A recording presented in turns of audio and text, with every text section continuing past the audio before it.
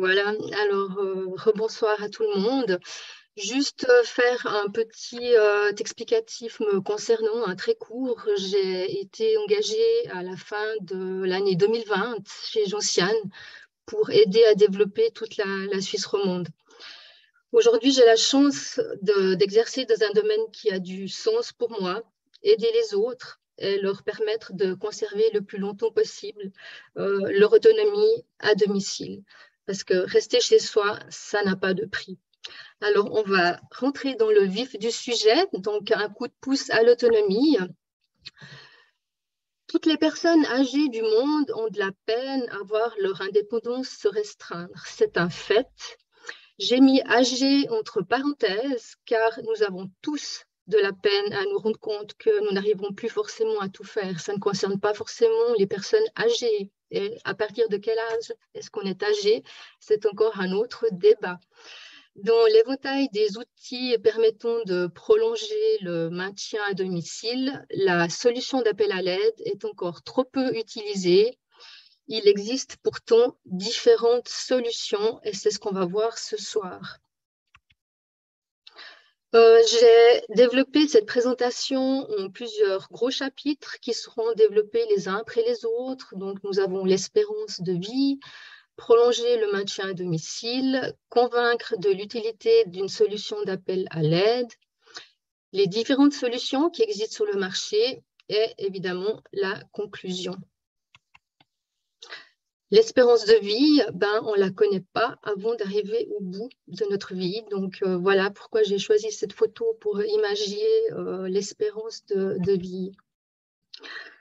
En Suisse, l'espérance de vie à la retraite est élevée et implique de grands défis de société. La majorité des personnes vieillissantes vit dans un logement classique de manière indépendante ou en ayant peu d'aide extérieure. L'habitat doit répondre au mieux à leurs attentes et besoins afin de créer des conditions adéquates et favoriser une bonne qualité de vie. Il faut savoir qu'il est très important de promouvoir la santé des aînés et ça passe par plusieurs acteurs de la société. Des initiatives communales comme proposées dans certaines communes du Valais, peuvent nous aider à nous maintenir en santé. Par les activités qu'elle propose, une commune peut apporter une dimension sociale qui aura un impact sur la santé physique et cognitive également, car tout est lié. Le fait de contacter les aînés, de leur proposer des activités régulières, permet de soutenir leur motivation, de leur donner un but, un rythme de vie, de rester connectés à la réalité. Et c'est ça qui permet le bien vieillir et c'est ça qui est important, c'est ce qui serait bien que tout le monde comprenne, c'est rendre les aînés toujours actifs à tous les domaines. L'évolution, nous allons voir différents chiffres qui se recoupent dans la logique du vieillissement de la population. À l'horizon 2040, la population suisse âgée de 65 ans et plus aura augmenté de 66%, passant de 1,5 million, ça c'est des chiffres qui datent de 2015, à 2,5 millions de personnes. On va voir dans les prochains slides que, en fait, ces chiffres se recoupent tous selon la source. Là, j'ai un graphique qui émane de l'Office fédéral de la statistique des chiffres de 2020, où on voit que la population de plus de 65 ans est en nette augmentation. Il prévoit 1,64 million de personnes en 2020 et une projection à l'horizon de 2050 de 2,67 millions de personnes. Les derniers chiffres de l'Office fédéral de la statistique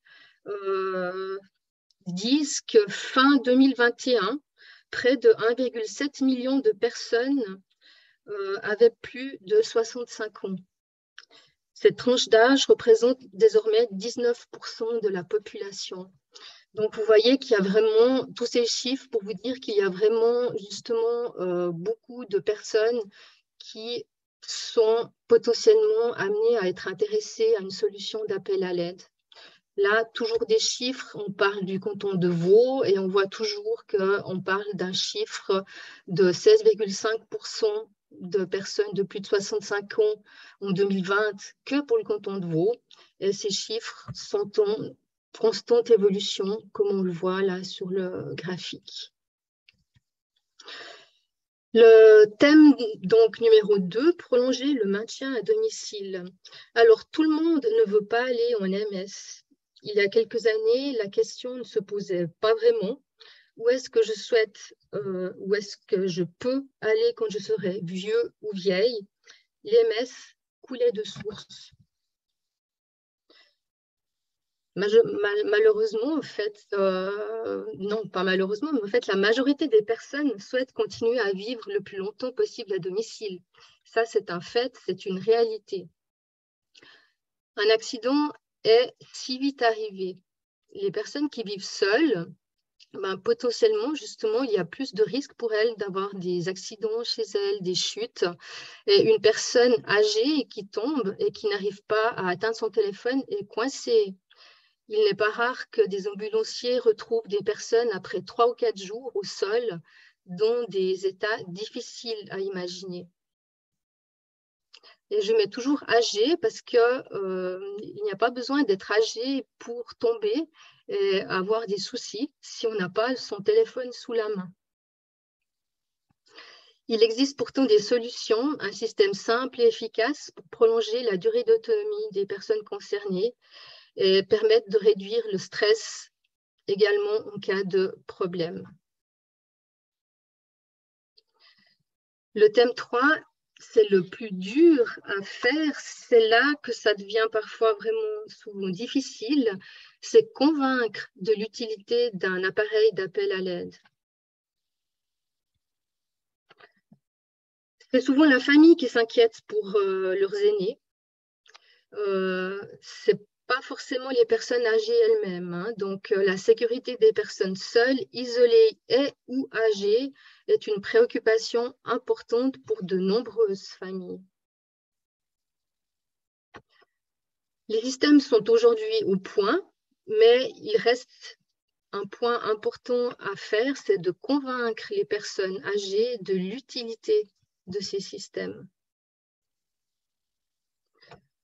Les réticences que l'on entend très souvent, c'est justement la peur de perdre son autonomie et la volonté de rester indépendant qui sont très présentes.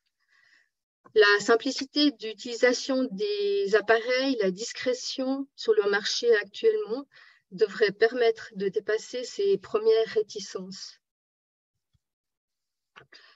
Est-ce que l'indépendance est réellement restreinte, comme le pensent malheureusement beaucoup trop de personnes qui hésitent à justement s'équiper d'un système d'appel à l'aide? Eh bien non. Les personnes ont souvent l'impression qu'un tel système va restreindre leur indépendance, mais en réalité, ces solutions d'appel à l'aide permettent au contraire de rester plus longtemps à domicile de manière indépendante. Il est par contre clair qu'il s'agit d'un changement important pour la personne concernée. C'est pourquoi il est important de l'encadrer au mieux afin de trouver la meilleure solution pour elle. C'est un cap à franchir. Hein. Moi, je le vois tous les jours quand je suis en rendez-vous clientèle. La personne se dit « oui, mais je ne suis pas vieille, je n'ai pas besoin ». Et ce qu'il se passe, c'est que trop souvent, c'est lorsqu'il y a eu une chute que les choses se précipitent pour trouver une solution. Rarement, nous avons des personnes qui anticipent le problème, malheureusement. Le thème 4, les différentes solutions. Et c'est là que je vous invite à prendre quelques notes par rapport à ce que je vais vous expliquer par la suite, parce que ça pourrait être intéressant pour vous. C'est comment choisir un système d'appel à l'aide. Il y a tellement d'appareils différents sur le marché qu'il est parfois difficile de savoir quelle solution adapter. Et dans cette présentation, nous allons donc uniquement aborder les appareils d'appel à l'aide. Voilà, donc plusieurs questions à se poser pour justement trouver le meilleur appareil pour chaque situation. C'est est-ce que je cherche un appareil qui doit être utile uniquement pour l'intérieur de la maison? C'est-à-dire, est-ce que c'est des personnes qui ne sortent plus du tout de leur appartement? Ou si elles sortent quand elles sont uniquement accompagnées? Ça, c'est la première des questions à se poser. Justement, à contrario, est-ce que c'est une personne qui est encore active? C'est-à-dire que oui, elle a besoin d'une sécurité à la maison, mais elle a par exemple un jardin ou même plus loin, elle va se balader, elle est toujours active, elle va en forêt, elle va marcher, elle va faire ses courses, etc. Donc, il existe des appareils qui sont que pour le cadre de la maison et des appareils qui existent, qui font pour la maison et partout à l'extérieur de la maison, et chez nous en Suisse et en Europe. L'appareil est-il géolocalisable? Ça, c'est aussi un point assez important. Si justement votre maman ou votre papa sort, qu'il appuie sur son bouton d'appel à l'aide et qu'il est à l'extérieur de la maison, est-ce que moi, je vais savoir où est-ce qu'il se trouve? Donc, c'est un point aussi important à se poser comme question. Est-ce que l'appareil que je vais choisir pour mon papa, ma maman ou le membre de ma famille a une carte SIM à l'intérieur comme un attel avec son propre numéro de téléphone ou est-ce qu'il faudra une ligne téléphonique ou encore un raccordement via Internet? Ça, c'est aussi un type de question à se poser. Est-ce que je recherche un appareil d'appel à l'aide avec un look sympa, non stigmatisant? C'est-à-dire ce qu'on appelle non stigmatisant, le bouton rouge. Tout le monde connaît le bouton rouge. C'est flagrant que justement, c'est un système d'appel à l'aide. Il existe des solutions qui ne sont pas avec un look justement où on perçoit au premier coup d'œil que c'est un système d'appel à l'aide. Est-ce que l'appareil est étanche à l'eau? Est-ce que je peux prendre ma douche avec? Ou est-ce qu'il faut que j'enlève mon système d'appel à l'aide parce que ça ne supporte pas l'eau? Est-ce que je vais trop vite? Est-ce que ça joue comme ça? Dites-moi, faites-moi un signe, c'est bon, d'accord. L'appareil est-il simple à utiliser? Alors, à la base, sur le marché, vu que généralement c'est pour des personnes du troisième âge, il serait logique que les appareils soient simples, mais c'est quand même une question qu'il faut aussi se poser. Faut-il recharger l'appareil? Et comment le recharger? Est-ce que c'est sur un socle? Est-ce qu'il faut le brancher à la prise? Est-ce que voilà, il y a plein de façons de recharger un appareil. Et quelle est l'autonomie de la batterie de l'appareil? Est-ce que il faudra le recharger tous les jours? Est-ce que c'est possible que la batterie ait une autonomie de 10 jours? Est-ce que c'est possible que l'appareil ait environ une semaine de charge? Donc voilà, encore des questions importantes. Et puis, combien de temps faut-il pour recharger l'appareil? Certains appareils se rechargent très vite, d'autres, il faut compter plusieurs heures.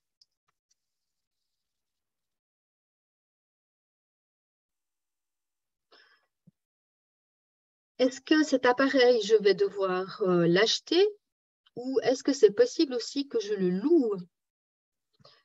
Quel abonnement me lie à l'entreprise qui va me fournir cet appareil? Quel est le délai de résiliation? Et comment se passe le paiement? Est-ce que c'est sur facture à 30 jours, par carte de crédit débit? Est-ce que c'est payable 12 mois à l'avance? Tous ces points que je mets, en fait, c'est des points qui sont la réalité des choses, hein. Selon les sociétés, il y a des sociétés qui demandent de payer 12 mois à l'avance. Donc, voilà, je le note parce que c'est la vérité qui est un fait. Et quel est le service après-vente? J'achète un appareil, et ça, que ce soit pour n'importe quel appareil qu'on achète, est-ce que ça va être la croix et la bannière pour pouvoir avoir un service après-vente si j'ai des soucis avec mon système d'appel à l'aide? Ou est-ce que c'est quelque chose qui va couler de source, où on va s'occuper très rapidement et de manière très professionnelle pour justement résoudre le souci que vous auriez avec le système d'appel à l'aide?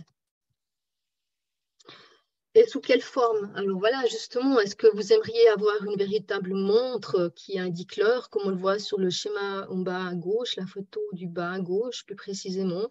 Donc là, à première vue, c'est une montre qui indique l'heure. Mais cette montre indique l'heure, mais permet aussi de déclencher un appel à l'aide via un haut-parleur et un microphone intégré.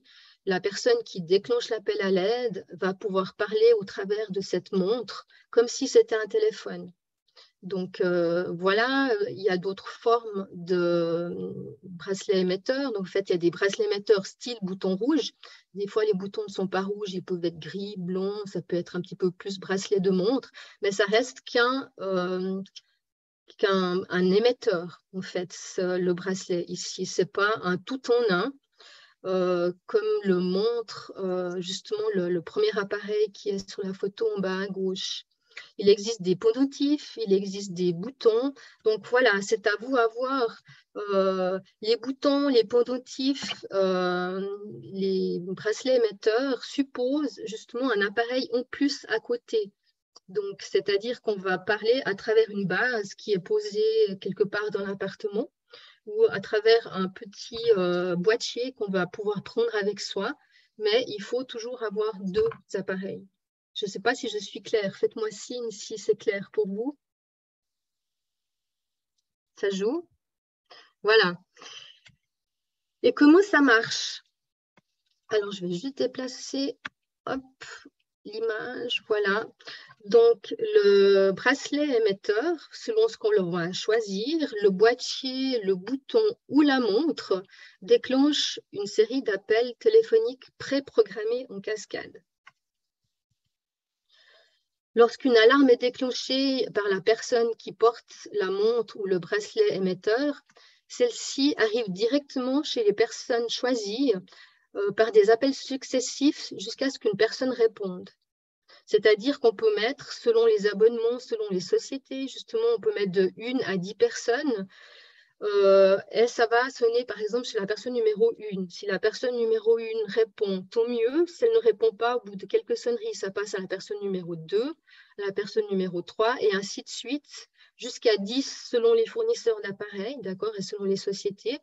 Et puis, par exemple, chez nous, c'est rare qu'on mette 10 personnes, mais si on met déjà 5, c'est beaucoup. Si la 5e personne n'a pas répondu, ça va recommencer le cycle 1, 2, 3, 4, 5, donc 4 cycles. Ça, c'est une des possibilités que l'on a justement par rapport à nos abonnements. C'est clair pour vous jusque-là? Ok, merci Hubert. Voilà. Alors, qui va recevoir l'appel à l'aide? Selon les prestataires offrant ces solutions d'appel à l'aide, plusieurs options sont possibles. C'est comme je vous expliquais tout à l'heure, c'est uniquement une chaîne d'appel dans le cadre de la famille ou des proches aidants ou des voisins ou du concierge, d'accord? Donc, c'est une solution numéro 1. Et il y a d'autres solutions où ça peut être relié à une centrale d'urgence 7 jours sur 7 et 24 heures sur 24 en premier lieu, d'accord, ou en dernier lieu. Donc ça dépend justement, moi je pourrais vous parler par rapport à ce que je connais, par rapport à la société dans laquelle je travaille. Et on peut faire un mixte famille et centrale d'appel à l'aide. À savoir une chose très importante, c'est qu'il n'est pas possible de mettre le 144 dans la chaîne d'appel à l'aide.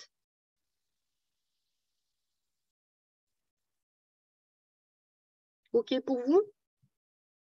OK, merci. Donc, la conclusion, c'est qu'une personne âgée, là toujours entre parenthèses âgée, parce que tout le monde peut être concerné, qui ne peut plus se relever, est très vite en danger. Elle ne peut plus s'hydrater et ses reins peuvent en souffrir. Choisir une solution d'appel à l'aide, c'est une manière de rassurer à la fois la personne âgée et son entourage. C'est aussi un moyen de prolonger, dans certains cas, le maintien à domicile et de réduire les coûts de la santé. Alors, comme j'en ai beaucoup parlé, c'est vrai, comme beaucoup de gens le pensent, on pense surtout que ces appareils concernent et sont dédiés uniquement aux personnes du troisième âge. Mais comme on l'a vu justement sur certaines photos, c'est qu'on a de plus en plus d'appareils qui sont parfois si discrets et pas stigmatisants que ce ne sont plus seulement les personnes justement du troisième âge qui peuvent être concernées par ces solutions. Le marché s'ouvre également aux personnes qui vivent seules chez elles, simplement, d'accord?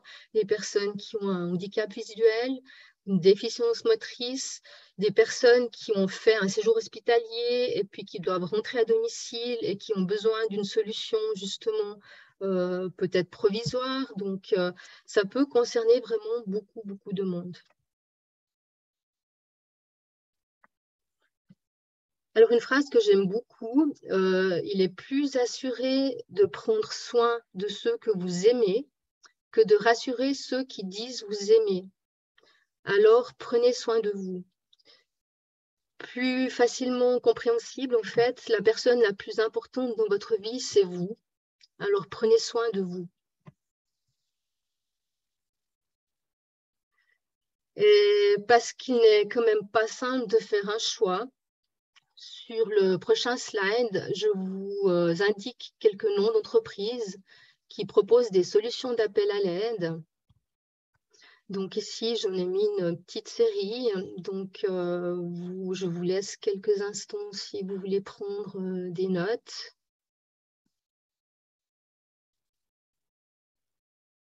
Vous me dites si c'est en ordre pour vous avec un petit... C'est tout bon, ok, merci, merci. Et là, justement, on va après passer aux questions. Je fais juste un petit aparté par rapport à la présentation. Vous avez plus de 50 ans, ce n'est pas un problème chez nous. C'est vrai que l'on sait que dans le monde du travail actuel, les cinquantenaires n'ont plus forcément facilement leur place dans le monde du travail. Nous cherchons chez Gentiane des intervenants partout sur le territoire de la Suisse romande. Alors, si vous connaissez des personnes qui pourraient être intéressées, quelle est la mission? En fait, chez Gentiane, nous avons notre propre centrale d'appel à l'aide que nous gérons 7 jours sur 7 et 24 heures sur 24. Et nous avons une équipe de plus de 200 intervenants répartis sur toute la Suisse romande. Et nous sommes toujours à la recherche d'intervenants. Pourquoi? Parce que plus nous aurons d'intervenants, plus nous serons à même d'arriver rapidement chez nos clients pour pouvoir leur porter les secours en fait adéquats. Le 80% des cas, ce sont des personnes qui tombent, qu'il faut simplement aider à relever, rassurer, donner un verre d'eau, et ça s'arrête là. Si c'est des choses plus compliquées, c'est clair que là, nous devons engager le 144 et c'est l'ambulance qui prend le relais. Nous sommes justement les intervenants une façon d'éviter d'avoir systématiquement à appeler une ambulance quand ce n'est pas nécessaire. La mission, à quoi elle consiste? En fait, elle consiste à intervenir sur appel, proche de chez vous, donc c'est l'avantage. Vous n'avez pas besoin de vous déplacer à 50 km de chez vous, afin d'aider les clients lorsqu'ils ont par exemple besoin d'aide pour se relever lorsqu'ils sont tombés. Vous vous rendez au domicile de la personne, vous lui venez en aide et vous êtes toujours en contact avec notre équipe de centralistes qui va vous aider et vous guider. Et une fois l'intervention terminée, il y a juste un petit rapport d'intervention à remplir, très facile à faire. La particularité du poste, c'est que ce travail est uniquement sur appel et selon votre disponibilité. Donc, pour qu'une intervention ait lieu chez nous, il faut qu'une alarme soit déclenchée et que justement ce soit un abonnement qui soit relié à notre centrale et qu'une intervention soit demandée. Donc, le nombre d'interventions dépend toujours de nos clients, en fait, et selon leur région. Le profil demandé, c'est personnes sérieuses avec permis de conduire valable et véhicule personnel, parce que vous êtes quand même amené à vous déplacer chez nos clients. Le casier judiciaire vierge, très important, parce que vous êtes amené à devoir rentrer chez des personnes. Donc, ça, c'est très, très important. Et puis, on a tous fait ces formations premiers secours lorsqu'on a fait son permis. Idéalement, si des personnes ont la formation BLS AED à jour, réanimation, bah, c'est très bien. Et si vous êtes intéressé, il suffit d'envoyer un mail à rh@gentiane.ch, d'indiquer votre nom, prénom, adresse, numéro de téléphone, et notre superviseur prendra contact avec vous pour vous indiquer la marche à suivre pour rejoindre notre équipe. Voilà, donc je pense que j'ai tout dit. Je vous remercie de votre attention et puis ben, je suis là si vous avez justement des questions.